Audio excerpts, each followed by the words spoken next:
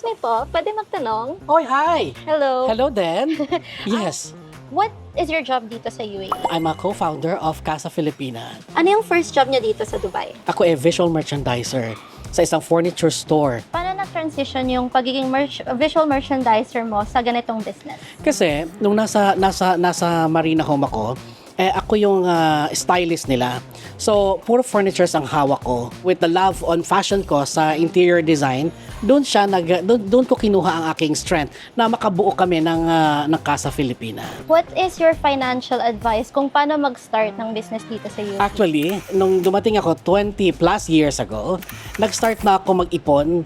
Like half of my money is napunta sa savings at nag-invest din ako sa trust funds. Malaking lesson yan para sa ating OFW kasi marami sa mga OFW na gastos dito, gastos doon, tapos bili dito, bili doon, tapos padala sa Pilipinas, pero para sa sarili nila, walang natitira.